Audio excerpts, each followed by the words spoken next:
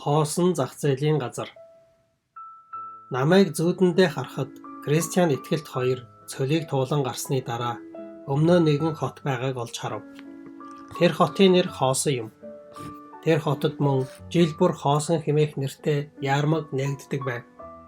Энэ хотын нэрч Хоосон зарагдаж буй зүйлсэн ч бүгд дэмий хоосон зүйл учраас тэрхүү захын нэрийг Хоосон гэх ажээ. Ухаант хүний хэлсэн шиг энд бүгд хоосны хоосон болоо. Энэ зах зээлийн газар шинээр байгуулагдсан газар биш, харин эртний түүхтэй байв. Анх хэрхэн байгуулагдсныг нь харах юм бол ийм түүхтэй. Бараг 5,000 жилийн өмнө энэ хоёр шудраг хүний нэг адил мөргөлчд Тэнгэрлэг хотыг зорин аялж байв. Белзебул, Аполлон, Легион нар Тэнгэрлэг хотыг чиглэн аялж яваа мөргөлч нар заавал энэ хотыг дайрч өнгөрдөг болохыг олж мэджээ. Тиймээс тэд энэ хотод бүх төрлийн хоосон зүйлсийг зардаг яармгийг бүтэн жилийн турш нээн ажилуулахар болжээ. Энэ зах дээр орон сууц, газар, бизнес, барилга, алдар нэр, албан тушаал, цол хэрэгэм, улс орон, хаанчлал, хүсэл тачаал, таашаал, бүх төрлийн бараа, янхнууд, эхнэр, нөхөр, хүүхэд, эзэд, зарц, ам, цус, бие, сүнс, мөнгө, алт, сууд, үнэт чулуунууд зэрэг таашаал өгөх бүх төрлийн зүйлсийг зардаг байв. Тэнд байхгүй зүйл гэж байсангүй. Түгээрч зогсохгүй тэнд жонглёр хийдэг хүмүүс, илвчид, мөрөөдө тоглоулагчид, жүжигийн үзүүлбэр үзүүлдэг хүмүүс, тэнгүүд, залхай, лойвэрчин гэх мэт янз бүрийн муу хүмүүсийг харж болно. Энэ зах зээлийн газарт хулгай, аллаг, завхайрал, заллин, цус урсгах явдал байнга гардаг. Мөн хаяа нэг нээгдээд хаагддаг бусад яармуудын нэг адил энд ч бас худалдааны гудамж бүрэн өөр өөрсдийн нэртэй бөгөөд тохирсон бараагаа худалдаалдаг байв. Жишээ нь хаана нээгдэж байгаа, аль яармгийн, аль гудамж гэдгийг нь мэдчил байх юм бол тэнд ямар бараа худалдаалж байгааг шууд мэдэж болохоор байлаа. Английн гудамж, Францын гудамж, Италийн гудамж, Испанийн гудамж, Германы гудамж зэрэгт төрөл бүрийн хоосон эд зүйлсийг зарцгааж байв. Бусад яармгууд дээр ч бас зарим нэг төрлийн бараа онцгой их эрэлт хэрэгцээтэй байдаг шиг энэ яармаг дээр Ромын бараа хамгийн ихээр борлуулагддаг байв. Энэ нь англи хийгээд бусад хэд хэдэн улсын дургуутслыг хүргэдэг байв.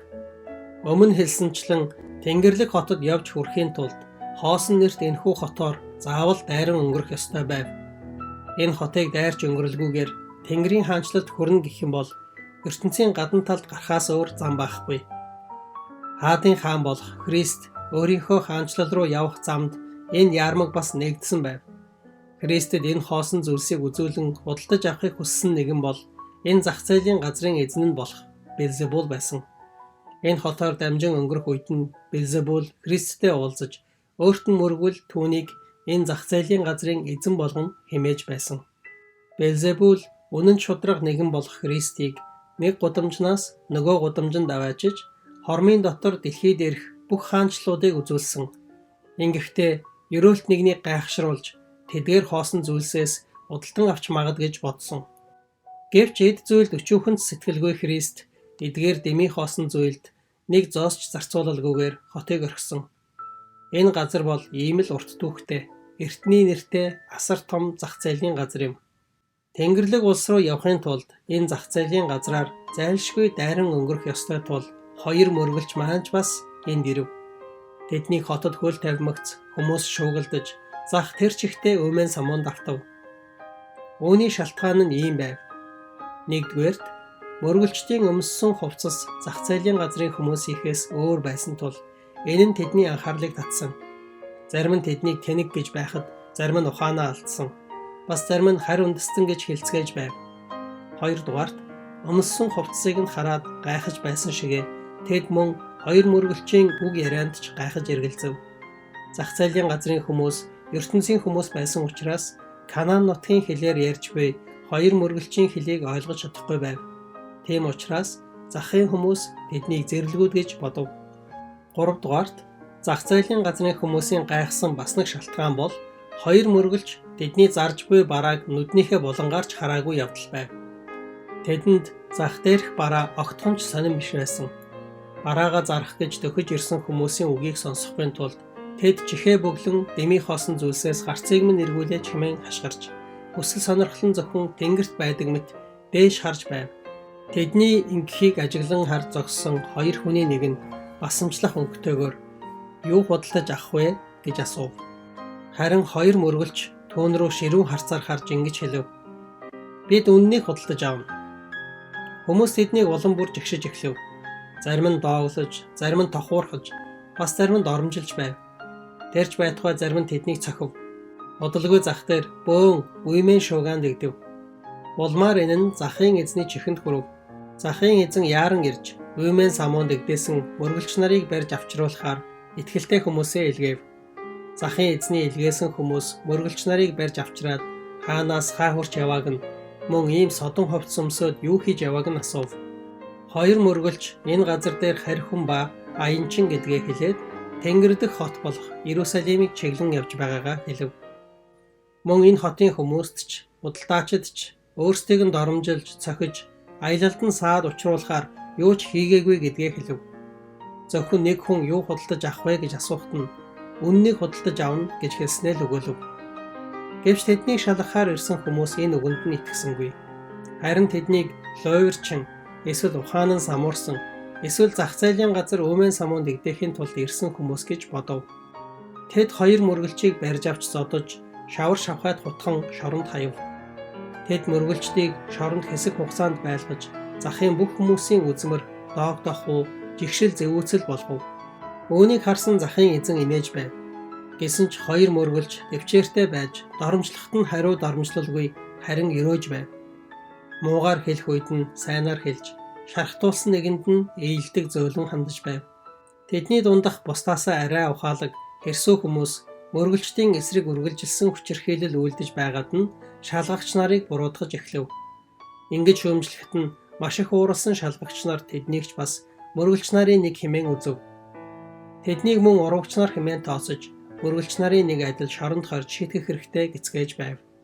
Мөргөлчдийг өмгөөлж байсан тэдгээр хүмүүс тэд бол хаанаас нь ч харсан чимээгүй, эрүүл сарвал ухаантай, хэндэж хор хөнөөл учруулахааргүй хүмүүс байна хэмээн өмгөөлсөөр байв.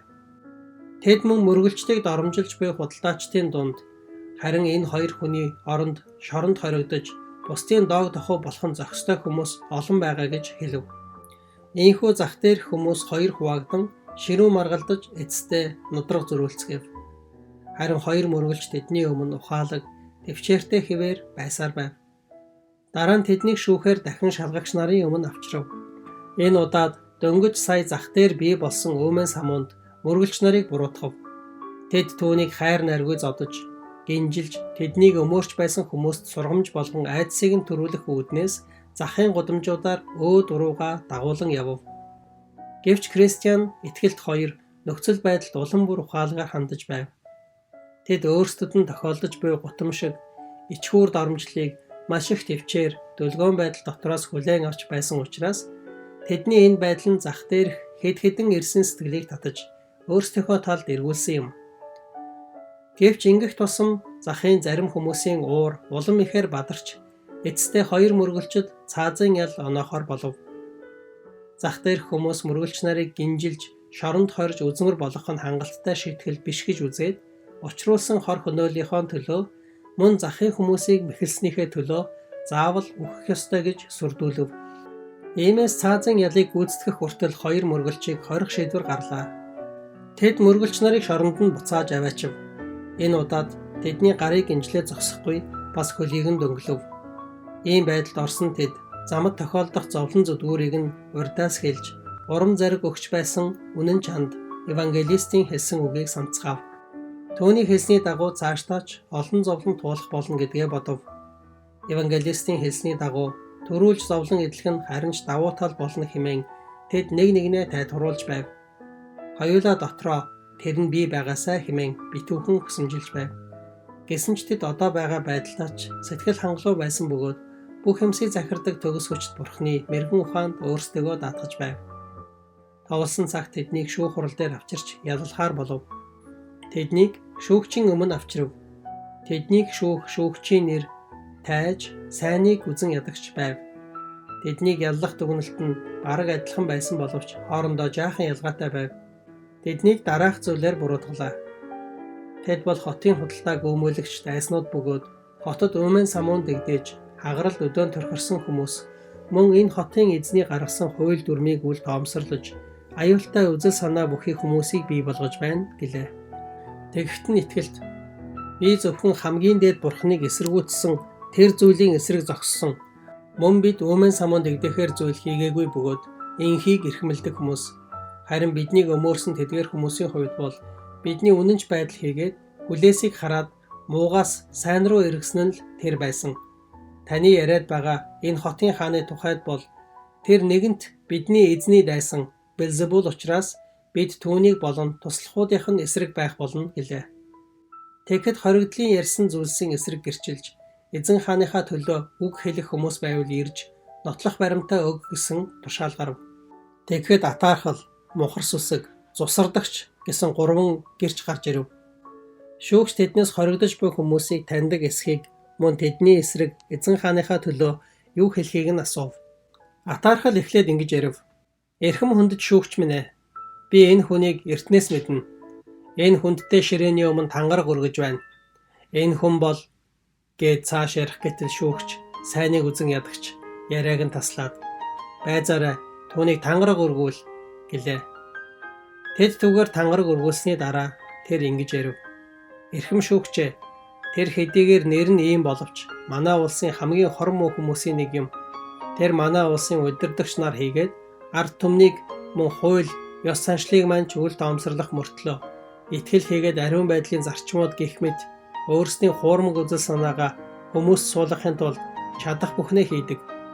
Ялангуяа тэр Христийн үзэл санаа ба манай хоосон хотын заншил хоорондоо эвлэрэх боломжгүй огт 2 өөр зүйл гэж нотолж байхыг нь би өөрийн чихээр сонссон.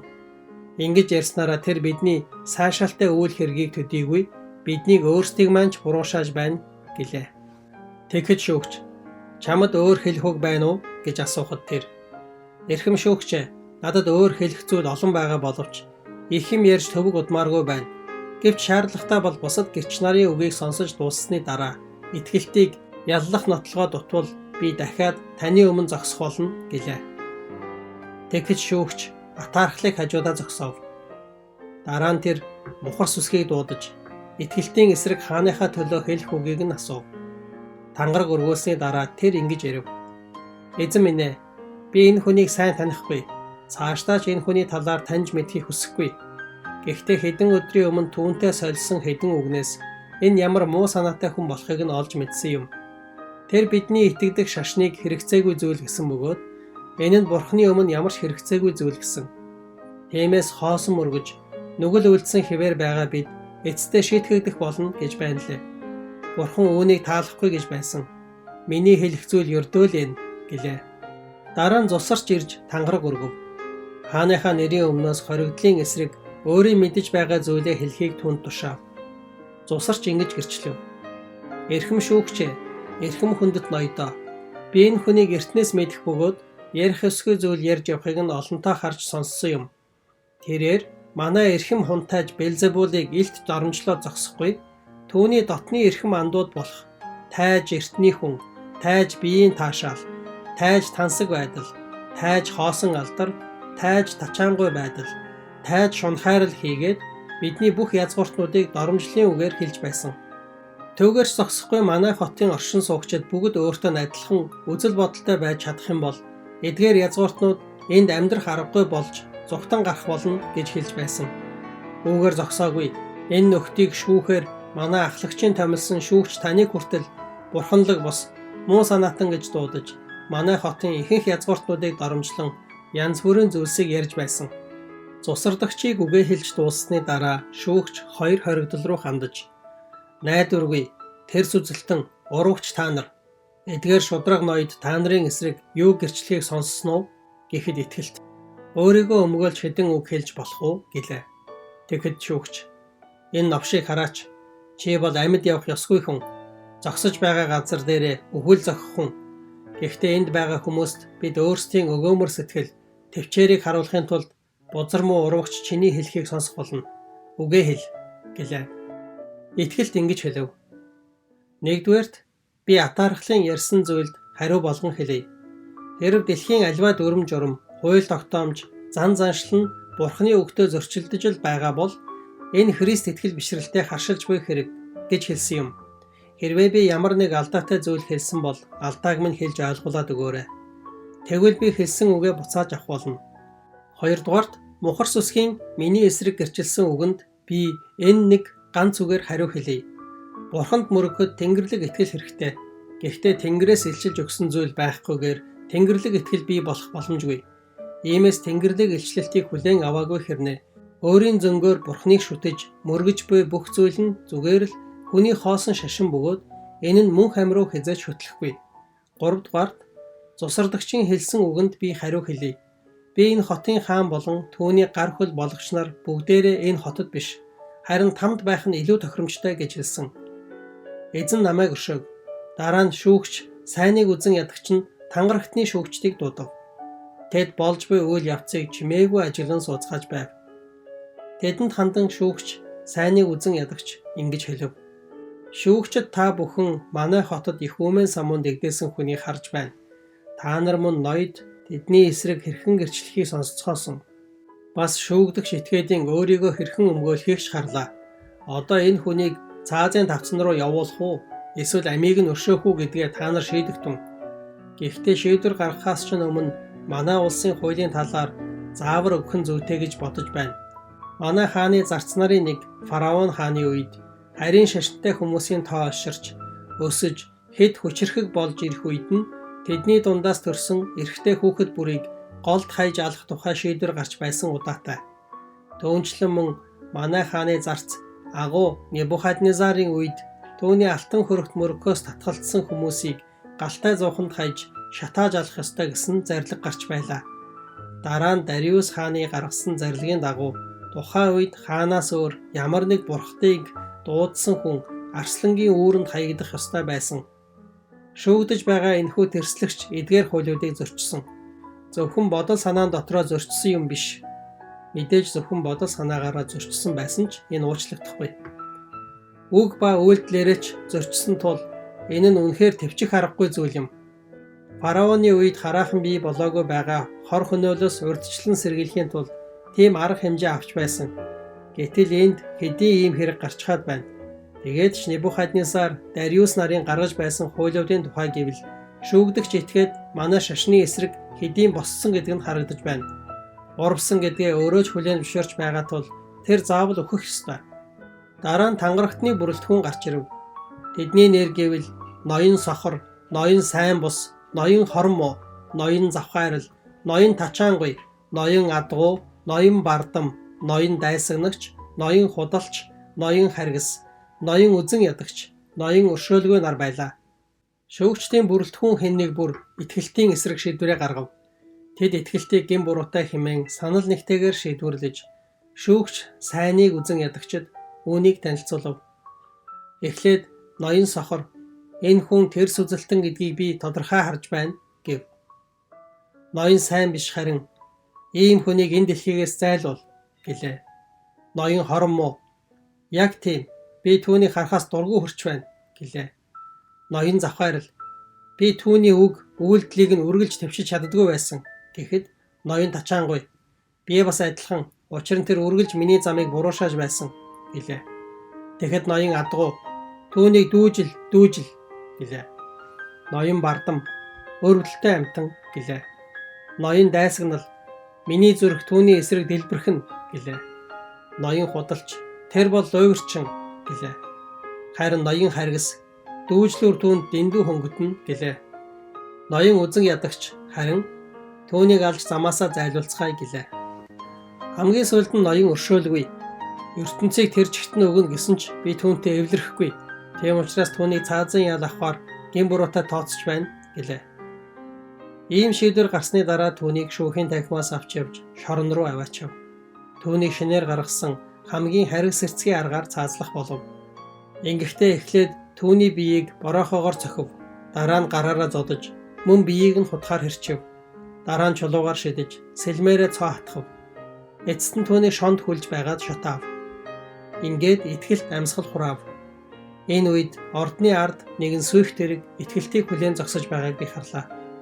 Тэд дайснуудынхаа гарт амь өргөдсөн итгэлтийг цуулган үүлэн дундуур бүрээн дугаар Тэнгэрийн хаалга руу дээш авч одов. Харин Кристианы хувьд түүнийг хэсэг хугацаанд шоронд нь байлгахаар тийш буцаав. Тэрээр хэсэг хугацаанд хоригдсон боловч бүхнийг захирагч бурхан өөрийн эрх мэдэл хүч чадлаар үйлдэж Кристиан шоронгоос зүхтэж амжив. Тэр явах замдаа ийхүү дуулав. Итгэлт чи өөрийн бурханд итгэх жинхэнэ итгэлээ олонний өмнө тухаглалаа. Үйл итгэгч нар дэлхийн хоосон жаргалаасаа болж тамад зовлон эдлэн хашгирж байхад итгэлт чи дуул. Тэд чамайг алсан ч чи амьд байна. Түүний нэр мөнхөд үлдэх болно. Намайг зүүдэндээ харахад Кристиан одоо ганцаараа биш, өөр хэн нэгэнтэй хамт аялж байгаа нь харагдав. Түүнтэй хамт яваа энэ хүний нэрийг найдвар гэх ажээ. Хоосон зах зээлийн газарт Кристиан болон итгэлт нар хэрхэн хүнд хэцүү бэрхшээлийг үг болон үйлдэлээрээ зоригтойгоор даван туулж байгааг харсан тэрээр итгэл найдварыг олж авсан учраас түүний нэрийг найдвар гэх болжээ. Тэд хоорондоо ахын дүүсийн барилдлага тогтоож цааш хамт аялахаар болсон байв. Хоосон хотоос олон хүн гарч бидний араас мөргөлчийн замаар явах болно гэж найдвар Кристианд ярьж байв. Ийхүү үннийг гэрчлэн шатаагдаж нас барсан итгэлтийн үнс нурман дундаас Кристианы мөргөлчдийн замд нь хань болох өөр нэгэн босгогдсон нь энэ байлаа. Ноён хувиа хичээгч. Хоосон гэгдэгт эрхөө захаас яаран гарсан тэд өмнөө хэн нэгэн хүн явааг харав. Тэд түүнийг гүйцэж очив. Тэр хүний нэрийг хувиа хичээгч гэх ажээ. Тэд "Эрхмээ, та аль улсаас гарч хаа хүрч явна вэ?" гэж асуув. Өнөөх хүн "Миний төрсөн нутаг бол тааламжтай яриа. Би Тэнгэрлэг хотыг чиглэн явж байна да" гэсэн боловч харин нэрээ хэлсэнгүй. "Тааламжтай яриа гинэ" гэж Кристиан гайхсан чанга дуугаар хэлээд "Тэнд бурханлаг хүмүүс амьдардаг уу?" гэж асуулаа. Хувиа хичээгч "Тийм ээ, би тэгж бодож байна" гэж хариулав. "Эрхмээ, та нэрээ хэлээч" гэж Кристианыг асуухад хувиа хичээгч "Би чамайг танихгүй, чи ч бас намайг танихгүй. Энэ замаар хамт явъя гэвэл би баяртай байх болно. Гэхдээ ганцаараа явах болсон ч надад гонсоох зүйл байхгүй" гэлээ. Кристиан "Тааламжтай яриа" гэж хэлээд "Би энэ хотын талаар сонссон юм байна. Их баян хангалуун газар гэсэн байхаа" гэж асуув. Тэгэхэд өнөөх хүн "Тийм ээ, тэр үнэн. Миний хамаатан садангууд дунд баян хүмүүс олон бий" гэлээ. "Хэрвээ та дургуутсахгүй бол нэрээ хэлээч. Таны хамаатан садан ихэвчлэн ямар хүмүүс вэ?" гэж Кристианыг асуухад өнөөх хүн "Хотынхан бараг бүгдээрээ манай хамаатнууд" гэд ялангуяа ноён эргэж хургадаг, ноён цагийн байдалд нийцүүлэгч, ноён тааламжтай яриа манай хотыг энэ хүний нэрээр нэрлсэн юм. Ноён залжин, ноён хүмүүсийн тааллыг эрэлхийлэгч, ноён өөрийнхөө төлөө юу ч хийн. Манаас өмнө пастраар ажилладаг ноён худалч хэл миний аваг ах байгаа юм. Үнэн дээр миний өвөө жирийн нэг усчин байсан. Тэр нэг зүг рүү харах боловч нөгөө талдаа сэлүүрддэг хүн байсан.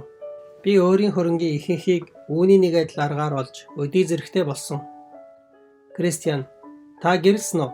гэж асуухад хувиа хичээгч "Тийм ээ, би гэрэлсэн. Миний эхнэр бол маш буян заяатай эмэгтэйгээс төрсөн хүн. Өөрөө ч их буян заяатай хүн. Түүний эхийг хатагтай хуурамч гэдэг. Ийм нэр хүндтэй гэр бүлээс гаралтай эхнэр маань маш сайн боловсрал эзэмшсэн учраас хаад ноёдоос ахуулаад ядуу тариачдтай хүртэл хэрхэн харилцаж, хэрхэн биеэ авч явах талаар маш сайн суралцсан хүн. Үнэн дээр бид хатуу итгэл бишрэлтэй хүмүүсээс хоёр зүйлээрээ жаахан ялгардаг. Гэхдээ энэ нь тийм сүдтэй зүйл биш. Нэгдүгээрт бид энэ цаг үеийн явдалд нийцүүлдэг. Хоёрдугаарт шулуун дардан зам дээр бидний итгэлийн түвшин хамгийн өндөрт байдаг. Нарны гэрэлд хүмүүсийн алга ташлалтунд бид годамжаар итгэл бишрэлтэйгээ хамт алхахдаа дуртай. Тэгэхэд Кристиан найдвар руу жаахан дөхөж очоод ингэж хэлв. "Энэ хүн чинь тааламжтай яриа хотоос ирсэн ноён хувиа хичээгч юм биш үү? Хэрвээ тэр мөн бол чи бид хоёр аяллаа хамгийн адгийн хүнтэй хамт үргэлжлүүлэх ёстой болж байх шиг байна" гэхэд найдвар "Нэрийг нь дахиад асууад үз. Арай ч өөрийнхөө нэрнээс ичихгүй байх гэж бодож байна" гэлээ. Кристиан хувиа хичээгч рүү очоод ингэж хэлв. "Эрхмээ, та бурхан болон эд баялагт зэрэг үйлчил чадах юм шиг ярьж байна. Би таны хэн болохыг тань мэдэх юм шиг байна. Та тааламжтай яриа хотын өнөөх хувиа хичээгч мөн тийм үү гэлээ. Тэгэхэд хувиа хичээгч наадах чинь миний нэр биш. Энэ бол надад дургүй зарим нэг хүмүүсийн л өгсөн хоч. Эрт цагт өөрсдийг нь муугаар ярихад сайн хүмүүс төвчдөг байсан шиг би ч бас тэднийг төвчж байна. Гэхдээ хүмүүс таныг ингэж гочлох болсонд ямар нэг шалтгаан бий гэж та бодохгүй байна уу гэж Кристиан асуув. Үгүй шүү.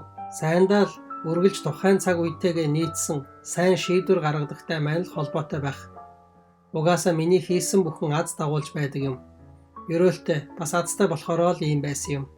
Гэвч хичнээн тийм байлаа гэд хорон муу хүмүүс намайг тэгж муугаар ярьж боломгүй л юм гэв. Кристиан, таны тухай миний сонссон зүйл үнэн байж, хувиа хичээгч гэдгээс өөр танд өгүүл тохирох нэр лав байхгүй байх гэж Кристиан хэлв. Тэгэхэд хувиа хичээгч нэгэнтээ тэгж бодож байгаа бол одоо яах вэ? Угаасаа би таны бодлыг өөрчилж чадахгүй гэдг нь ойлгомжтой. Гэхдээ хамтдаа цааш явах юм бол та намайг их аятайхан хүн гэдгийг мэдэх болно. Тэгэхэд Кристиан, та бидэнтэй хамт явмаар байгаа бол энэ цаг үеийн явдалд нийцүүлж явдгаа болох хэрэгтэй. Гэхдээ энэ нь таны хүслийн эсрэг сонсогдож байгаа байх. Мөнгөн шахаа өмсөж явсан ч, таар шуудаа нөмөрч байсан ч, үргэлж сүсэг бишрэлтэй үнэнч байх ёстой. Эзний хүлээстэй байхад нь ч, магтаал дунд гудамжаар алхаж байхад нь ч, яг л урдын нэг адилд иргэдэн байх ёстой хэмээн Кристиан хэлв. Тэгэхэд хувиа хичээгч, та намайг ингэж шүүж болохгүй. Бас үзэл бодлоо ч ингэж тулгаж болохгүй. Би хамгийн сайн гэж бодсноо л хийж байгаа тул намайг байгаа чигээр минь л байлга. Зүгээр л хамтдаа явъя хэмээн юу ч болоогүй юм шиг хэлв. Тэгэхэд Кристиан, та миний хэлсний дагуу хийхгүй гэж байгаа бол бид цаашид нэг ч алхам хамт явахгүй хэмээн Кристиан шийдэмгий хэлв. Тэгэхэд хувиа хичээгч, өнөөдрийн хүртэл баримталж ирсэн зарчмаасаа би хизээч татгалзахгүй. Яагаад гэвэл энэ нь надад хор хөнөөл учруулж байгаагүй дээр үргэлж ашиг тусаа өгч байсан. Надтай хамт явахгүй бол тэр л биз. Та нартай уулзахаас өмнө явж байсан шигээ ганцаараа л явъя. Угаасаа надтай дуртайя хамт явах хүмүүс замд тааралдана гэлээ. Тэгээд намайг зүүдэндээ харахад хувиа хичээгчээс салж явсан Кристиан найдвар хоёр түүний урд орж замаа үргэлжлүүлж байгаа харагдав. Тэдний нэг нь эргэн хартал хувиа хичээгчийн араас 3 хүн ирж яв. Тэдний гүйцэж ирэх үед хувиа хичээгч бүхий мэдлж байв. Тэдний нэр гэвэл ертөнцтэй найзлагч, мөнгийг хайрлагч, бүхнээс зурагч нар байлаа. Хувиа хичээгч тэдний эртний андажээ. Тэд бол хойд зүгт орших Шунал гэдэг орны худалдааны том хот болох Олзонд дурлагч хот дах ноён өөрийн болгогч багшийн шавнар ажээ. Багш нь тэдэнд хэрхэн шашинлаг дүр эсгэн өсчирхийлж, заллин мэхэлж, цусардаж, худал хэлж амьдрах урлагийг заажээ. Эдгээр дөрвөн эрхэм багшийнхаа заасан урлагийг ихэд сайн эзэмшсэн тул одоо тус бүрдээ ийм сургууль байгуулсан ч чадхаар болжээ. Тэр дөрөв уулзан мэдчилсний дараа ноён мөнгөний хайр хувиа хичээгчээс ингэж асуув. Тэр бидний өмнө яваа тэр хоёр хүн хэн бэ? Учир нь энэ үед Кристиан найдвар хоёрын бараа хараахан тасраагүй байлаа. Тэгэхэд хувиа хичээгч нэлийн холоос яваа хүмүүс юм билээ. Мөргөлчийн замаар яг л өөрсдийн тогтоосон хатуу зарчмын дагуу яваа улс байна лээ дээ гэлээ. Хүлээж байгаад бидэнтэй хамт явахгүй дээ. Бүгдээрээ л адилхан мөргөлчд байж гэж мөнгөний хайр хэлв. Тэгэхэд хувиа хичээгч ёстой доо.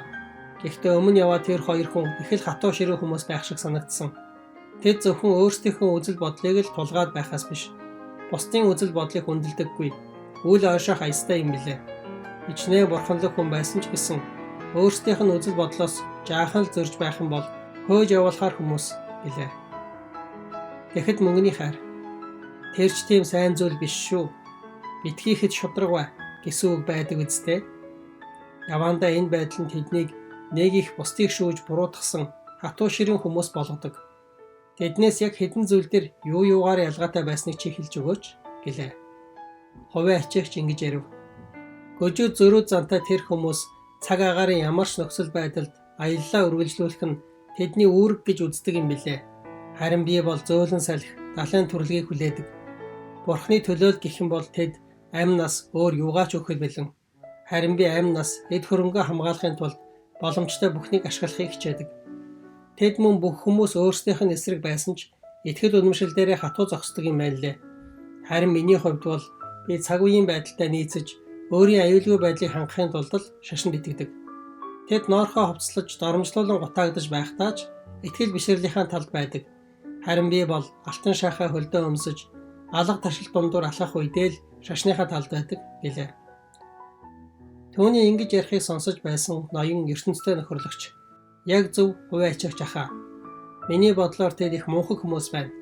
Хүнд өөрт байгаа бүхнээ хадгалж үлдэх эрх нь бий. Гэтэл тэд энэ боломжоо алддаг юм байна.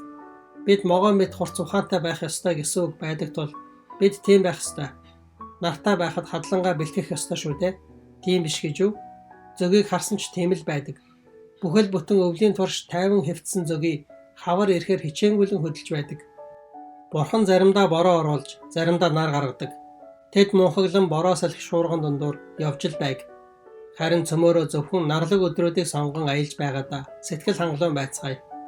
Угаасаа дэлхийн юмсаар өрөөгдөх нь л Бурханд итгэхийн гол утга учир биш гэж юу? Энэ яваа насандаа эдэлж хэрэглэж баяр хөөртэй байх хэмээн Бурхан тэдгээрийг өгч байгаа нь эргүүлээд биднэр Бурханд алдрыг өргүүлэхийн тулд байгаа үсттэй. Авраам, Соломон нарч итгэл бишрэлийн учир баян болсон. Йов намыг харах юм бол сайн хүн алтыг шороонд болох болно гэсэн үг байдаг л да. Гэхдээ таны ярианаас сонсоход бидний өмнө яваа тэр хоёр хүн энд хэлж байгаа тэр сайн хүмүүс яавч биш тул бид тэдэн шиг байж яасан ч болохгүй гэлээ. Үүнийг ингэж ярихад ноён бүхнээс зурагч. Бид бүгдээрээ л санал нэг байгаа тул энэ талаар дахин хэлцэх шаардлагагүй гэж бодож байна гэлээ. Мөнгөний хайр. Яг үнэн. Энэ талаар дахин хэлэлцээд байх шаардлага шалга. Угаасаа судрын үгэнд ч итгэдэггүй, сургаалт ч итгэдэггүй хүмүүс өөрт өгөгдсөн эрх чөлөөгөөч мэддэггүй амар амгаланч олж авч чадахгүй гэлээ. Тэгэхэд хувиа ачаагч. За ах トゥ нараа, та нарын мэдэж байгаачлан бид бүгдээрээ л үргэлжийн замаар яваа хүмүүс. Та нарын бодлыг ийм муу зүйлээс холдуулахын тулд би нэг асуулт асууя гэж хэлээд цааш үргэлжлүүлэн ингэж ярив. За нэг хүн байлаа гэж бодъё. Энэ хүн пасторч хүн байж болно, удалдаачин ч байж болно. Тэр нэг их хамаагүй.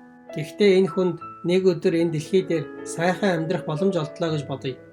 Гэхдээ тэр хүн энэ сайхан боломжийг олж авахын тулд урд өмнө огт сонирхдаггүй байсан шашны ямар нэг зүйлд ядаж гадна талдаач болов онцгой идвэх зүтгэл гаргахаас өөр зам байсангүй. Зорилгоо биелүүлэхийн тулд тэр энэ замыг сонгосон. Тэгвэл энэ хүнийг шудрах хүн гэж үзэх үгүй юу гэсэн асуудал энд үүсэж байна гэлээ.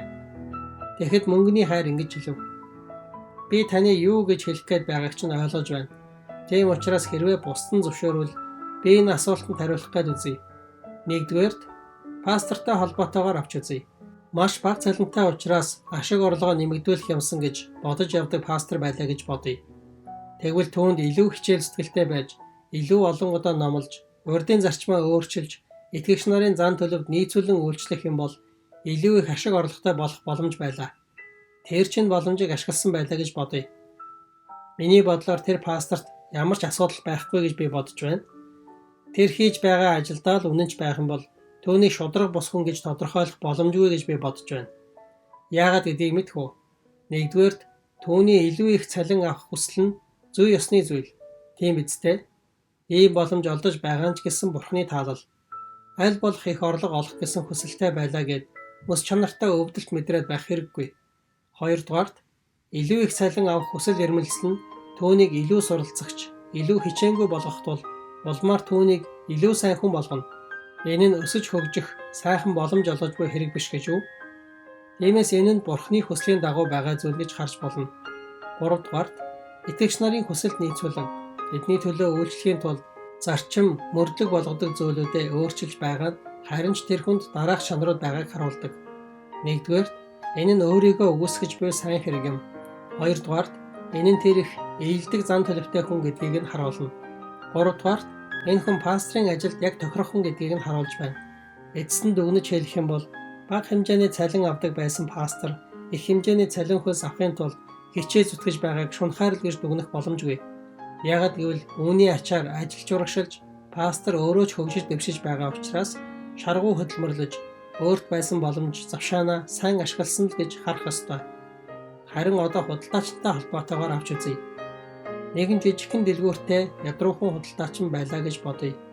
тэр шашин шүтлэгтэй болсноор цар хүрээгээ тэлж олон үйлчлүүлэгчтэй болж чинээлэг эмэгтэйтэй ч гэрэлж болох юм.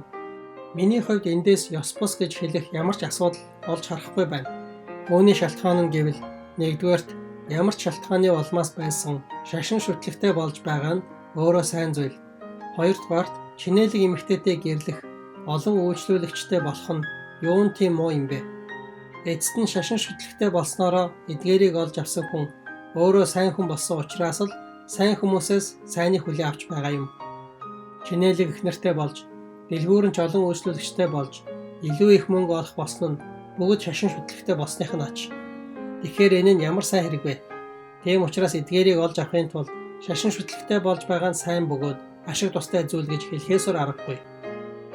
Мөнгөний хайрын ингэж ярихыг сонссон бусд нь бүгд түүнийг магтан сайшаа. Ийм зорилгоор шашинд итгэх нь эрүүл бас ашигтай зүйл гэж дүгнэлт гаргав. Тэдний энэ дүгнэлтийг нязааж чадах хүн байхгүй гэж итгэсэн тэд бараа нь хараахан тасраагүй байгаа. Кристиан найдвар нар руу гүйцэж очоод энэ асуултыг тавьж тэднийг сорхоор тохиров. Гэхдээ энэ удаад ноён хувиа хичээгч биш, харин ноён дэлхийтэй нөхөрлөгч тэдэнд асуултаа тавих хэрэгтэй гэж үзв. Учир нь тэд ноён хувиа хичээгчийг тэр хоёртой дахин маргалдуулахыг хүссэнгүй. Тэд Кристиан найдвар хоёрын араас дуутахад тэр хоёр тэднийг гүйцэж эртлэн хүлээн зогсов. Тэд товчхон мэндэлсний дараа ноён дэлхийгээс зурагч тэдэнд өнөө асуултаа тавиад чадхаар бол хариул гэлээ. Тэгтэн Кристиан итгэл бишрэлтэй бол 3 настай хүүхэд ч үүн шиг 10,000 асуултад төвөггүй хариулж дөнгөн гээд цааш нь хэрвээ зөвхөн идэх талхны төлөө Христийг дагах нь ёс бус зүйл гэж хэлсэн байдаг бол ашиг хонжоо дэлхийн эдлэгээний төлөө дагах нь хэр зэрэг жигшүүртэй хэрэг байх бол харь үндэстэн хоёр нүртэй хүмүүс эсвэл чөтгөрүүд илвчидэл ийм үзэл бодолтой байдаг. Эхлээд ийм бодолтой хүмүүс яагаад харь үндэстнүүд байдгийг тайлбарлая. Эрт цагт Хамор болон Шихем хоёр Яаковын охин болон мал сүргийг өөрсдийн болгохыг хүссэн боловч үүний тулд өвч хөндлөхөөс өөр арга байхгүй гэдгийг олж мэдсэн. Тэгээд тэдний мал сүрэг эд хөрөнгө нь бүгд биднийх болох биш үү? Тиймээс тэдний хүсэлтийг зөвшөөрье гэцгээсэн. Тэдний олж авахыг хүссэн зүйл бол Яаковын охин бас тэдний мал сүрэг байв. Харин итгэл бишрэл бол хүсснээ олж авах хэрэглүүр нь болж байлаа. Та нар энэ түүхийг Эхлэл номны 34-р бүлгийн 20-23 дугаар ишлэлээс харж болно. Хоёрдугаарт хоёр нүртэй фарисеучуд бас ийм итгэлтэй байсан. Тэд бэлэвсэн эмэгтэйчүүдийн гэр орныг цөлмөхийн тулд удаан залбирчгүй дүр үзүүлдэг байв. Ийм хүмүүс үлэмжийн ял хүртэх болно гэж Бурхан хэлсэн байдаг. Гуравдугаарт чөтгөр Юдач мөн итгэлтэй байсан. Тэр ашиг олохын тулд мөнгөний ууданд түшдэг байсан. Эцэст нь тэр хаягдаж мөхлийн хүү болсон. Дөрөвдүгээрт Илвчин Симоны итгэлч юм байлаа. Тэрээр ашиг олохын тулд ариун сүнсний хүчийг авахыг хүссэн. Петр түүнийг буруушааж хэлэхдээ мөнгө чинь чамтай хамт мөхөг гэд учир нь Бурханы бэлгийг мөнгөөр авч болно гэж чи санджээ гэсэн байдаг. 5 дугаарт би үргэлж санаж явдаг нэг зүйлээ хэлье. Эд баялагын төлөө Бурханд итгэдэг хүн эд баялагын төлөө Бурханыг бас хайж чадна. Учир нь Бурханд итгэснээрээ эд баялагтай болох юм шиг санаж явсан Юдас өөрийн багшийг мөнгөөр удалдсан. Тэгэхээр таны асуултанд ашиг олох зорилгоор Бурханд итгэх нь зөв гэж хариулж байгаа бол тэр хүн харь үндэстэн, хоёр нүртэн, чөтгөр, эсвэл элвчин гэсэн үг. Тэдгээр хүмүүсийн шагнал үйлсийнхэн дагуу байх болно гэлээ. Хувиа хичээгч болон түүний нөхөд Кристианд хэрхэн хариулахаа мэдэхгүй байсан тул удаан дуугүй байцгаав. Дараа нь тэд алхаагаа удаашруулсаар ард нь хоцров. Харин Кристиан найдвар хоёр урд нь гарч түрүүлэн алхав. Найдварч Кристианы ярьсан болгонтой санал нэг байсан биз. Замдаа Кристиан найдварт ингэж хэлв. Хэрвээ энэ хүмүүс хүний шүүлтгийг дэвсвэрлэж чадахгүй бол Бурханы шүүлтгийг хэрхэн дэвсвэрлэх вэ? Над шиг шавар савнуудтай тулгарх үедээ хэлэх үггүй болж байгаа бол залгих галын дөлөөр зэмлүүлэх үедээ юу гэж хариулах вэ?